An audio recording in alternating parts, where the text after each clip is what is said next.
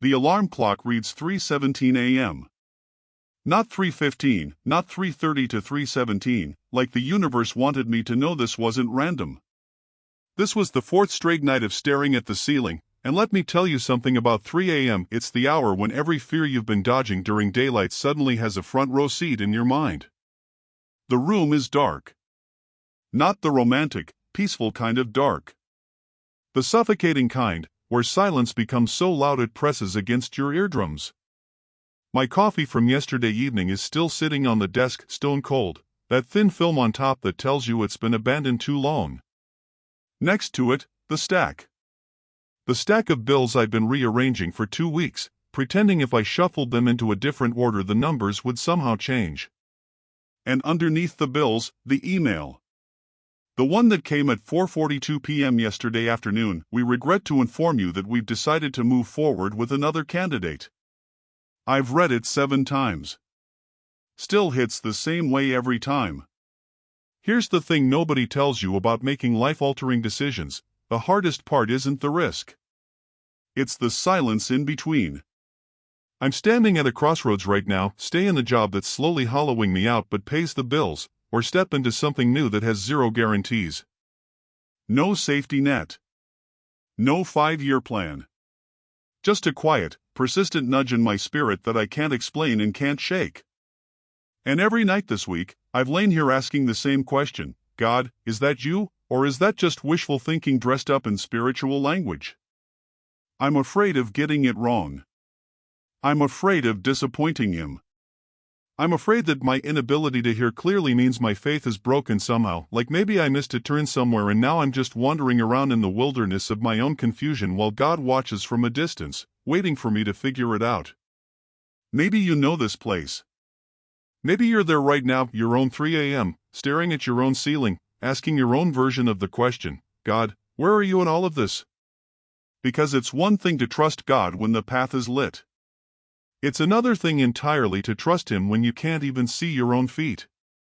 I want to take you back 3 years. Different ceiling, different darkness. I was sitting in a hospital parking lot at 2 in the morning. My mother was in surgery, the kind where the doctor uses words like complications and we're doing everything we can, and you nod like you understand, but all you hear is the sound of your own heart breaking. The parking lot was almost empty, just a few cars scattered around like forgotten thoughts. The lights were that sickly yellow-orange color that makes everything look worse than it already is. I can still smell the antiseptic from the hallway, still clinging to my clothes. My hands were shaking so badly I could barely hold my phone, waiting for a text from my sister inside. I remember praying in that moment, not the polished, Sunday morning kind of prayer. The desperate kind. The kind where you don't have words, just tears and fragments of sentences and a lot of please, God, please. And here's what happened: nothing. No voice from heaven. No sudden revelation. No dramatic sign. Just silence. But in that silence, something shifted. A peace I can't explain settled over me like a blanket I didn't know I needed. It wasn't an answer. The situation didn't change. My mother was still in surgery, the outcome still unknown, my fear still real. But I wasn't alone in it anymore. I knew not because I felt it, but because I knew that God was in that parking lot with me, in the silence, in the waiting, in the not knowing. That was the first time I understood that God's silence isn't the same as His absence. But this time is different. That night in the parking lot, I was praying in a crisis. The enemy was clear: it was fear, it was death, it was loss. I knew what I was fighting. This time, I'm not praying in crisis. I'm praying in confusion. And let me tell you, confusion can be more terrifying than pain, because pain has a shape. You can describe it, locate it, fight it. Confusion is just fog. You don't know what you're up against. You don't know if the obstacle is the devil, or your own broken thinking, or God Himself closing a door you weren't meant to walk through. Have you ever been there? Where you're not even sure what to pray because you don't know what the problem actually is? You just know something feels off, something feels stuck, and the silence from heaven feels less like peace and more like abandonment? Here's what I'm learning, slowly, painfully, in these 3 a.m. hours. God is not confused about the things that confuse me. He is not up in heaven wringing his hands, trying to figure out what to do with my life. He is not surprised by my uncertainty. He is not offended by my questions. And he is not silent because he has left, he is silent because he is working in ways I cannot yet see. The silence of God is not the absence of God. It is often the place where he does his deepest work in our souls. That's a truth I'm holding on to with white knuckles right now. Not because I feel it, but because I'm choosing to believe it. Faith, I'm discovering, is not the absence of doubt. It's the decision to trust in the dark what you believed in the light. But here's the question that keeps me up at night, and maybe it keeps you up too. How do you tell the difference between the silence of waiting and the silence of being abandoned? How do you know if God is saying not yet or not this? How do you distinguish between his timing and your own fear? There was a Tuesday afternoon last month when I realized I'd been praying wrong for years. Not the words were fine. The posture. The expectation. The whole framework was broken and I didn't even know it. That's what you do when you've been unemployed for 6 months and your brain needs something to measure besides the silence from heaven. The couple at the next table was fighting in whispers, the kind of fighting where you can't hear the words but you can feel the venom, the way they kept leaning away from each other, the woman's jaw tight, the man scrolling through his phone like it was a shield. The espresso machine screamed every few minutes. Life was happening everywhere except in my chest, where it felt like everything had just stopped. I opened my Bible to Proverbs 3. Not because I was feeling spiritual. Because I was desperate. There's a difference, and God honors both, but desperate prayers taste different. They taste like the last of your hope mixed with the first of your surrender. Trust in the Lord with all your heart and lean not on your own understanding. But this time, something hit different. The word trust, in Hebrew, it's batach. It doesn't mean believe intellectually. It means to throw yourself down on your face, to lie flat, to put your full weight on something. The picture is of a person who stops trying to hold themselves up and just collapses onto God. I realized I'd been doing the opposite. I'd been trusting LinkedIn. I'd been trusting my network. I'd been trusting the job boards and the recruiters and the carefully worded emails I sent at 11 p.m. because I couldn't sleep anyway. I'd been trusting the advice of my well-meaning friends who kept saying, something better is coming, which is the Christian version of thoughts and prayers and just about as helpful when you're drowning. I wasn't trusting God. I was using God as a backup plan. Here's what that looked like in practice. I'd set up these little tests. Conditions. Hoops for the Almighty to jump through. If I get an email before Friday, that's a sign you're opening a door. If this interview goes well, I'll know this is your will. If the phone rings in the next 10 minutes, I'll take that as confirmation. The phone didn't ring. The email didn't come. And I sat there in my cold mocha bitterness, convinced God had either ghosted me or didn't care about secular things like jobs and rent and whether I could afford to keep my Netflix subscription. Mirror moment, and don't you dare scroll past this. How many times have you done the same thing? How many conditions have you set for God? How many deadlines have you given him? Lord, I need a sign by Tuesday. God, if this relationship is from you, make him text me by tonight. Father, if you're real, show me before I walk out of this building. We treat the creator of the universe like a vending machine with a broken coin slot. Insert prayer. Receive answer. If answer doesn't come, kick the machine and walk away muttering about how prayer doesn't work. I was doing all of that. And I was lonely in a way that had nothing to do with being alone. I was surrounded by people, the fighting couple, the barista who knew my order, the guy on his laptop who was probably also unemployed and also pretending to be productive, and I felt like I was watching the world through soundproof glass. Then I turned the page. Not because I was looking for answers anymore. Because I'd given up looking. And that's when I found it. James chapter 1, verse 5. If any of you lacks wisdom, you should ask God, who gives generously to all without finding fault, and it will be given to you. I read it again. Then again. Then I read it out loud, quietly, under my breath, while the espresso machine screamed and the couple kept not talking to each other. Here's what stopped me, without finding fault. God doesn't roll his eyes when I ask for direction. He doesn't sigh and say, "We've been over this, Karen." He doesn't shame me for not having it all figured out. He gives generously. The Greek word there is haplos. It means simply, openly, with no ulterior motives, no hidden fine print. But there's a catch. Not from God's side, from ours.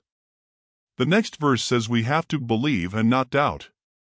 And for years I thought that meant I had to manufacture some perfect, unshakable confidence.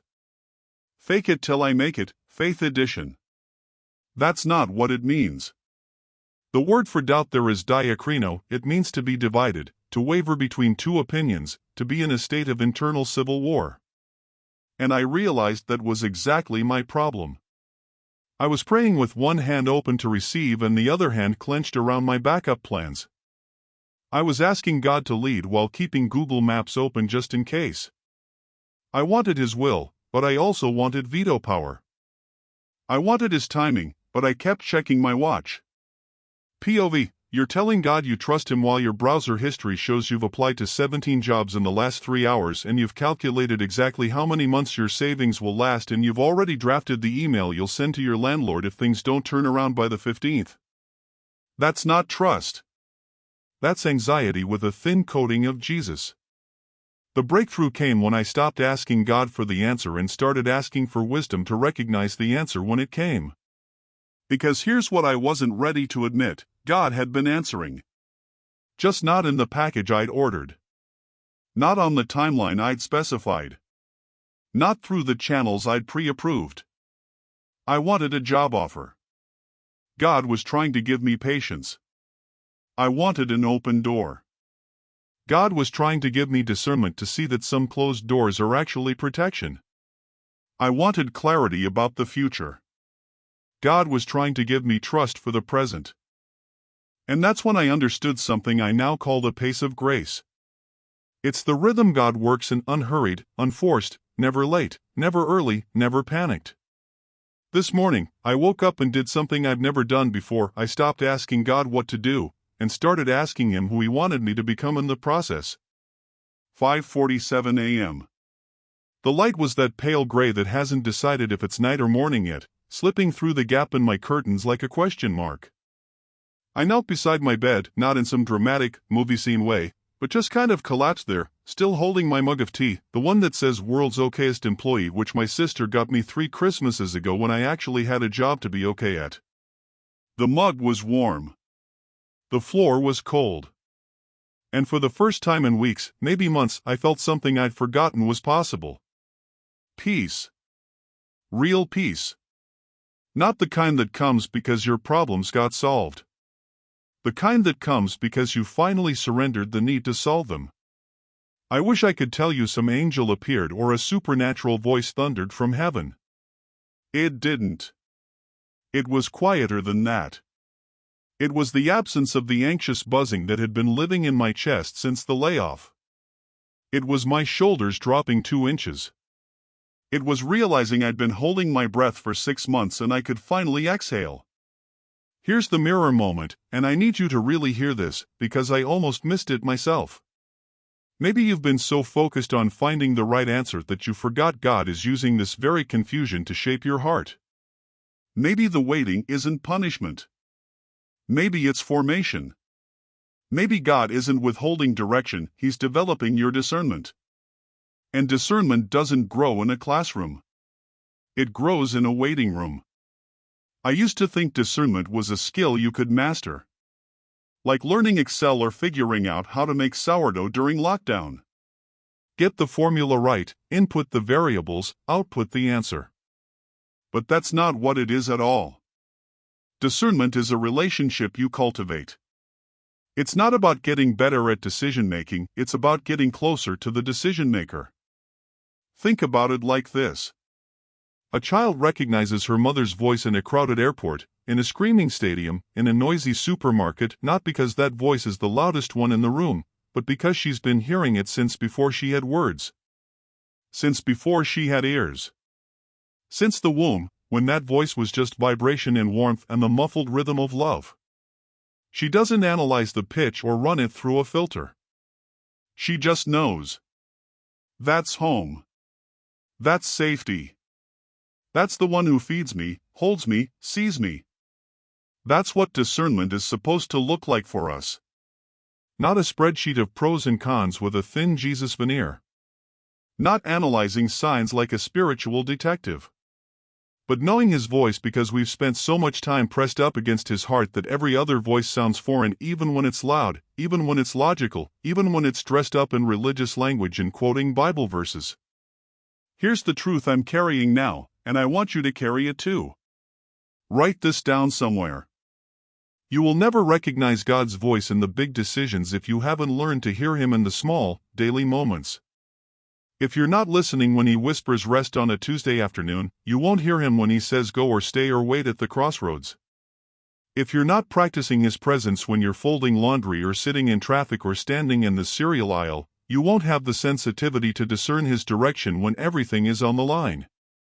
I went back to Proverbs 3. Verses 5 and 6. I've read them 1,000 times. I've highlighted them in 3 different Bibles. I've got them on a sticky note somewhere in a box of office supplies I haven't unpacked because I don't have an office anymore. But I read them differently now, with new eyes, with a heart that's been through something.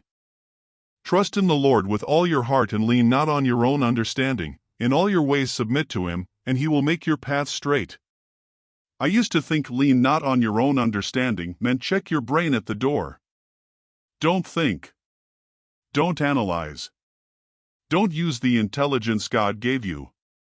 Just float around in some vague spiritual haze and hope for the best. That's not what it means. It means don't put your full weight on your own understanding. Don't lean your whole life on what you can figure out. Your understanding is a tool, not a foundation. Your logic is a flashlight, not the sun. Use it, but don't trust it to light the whole path. Only he can do that. Submit to him, that's the part I'd been skipping. I wanted him to direct my steps, but I also wanted to approve the route. I wanted his will, but I wanted it delivered in a format I could review and edit. Submission isn't getting God to sign off on your plan. It's handing him the pen. So here's what I started doing. And I'm going to invite you to try this, not as a formula, not as a magic trick, but as a practice of presence. Before you check your phone tomorrow morning. Before the notifications hit.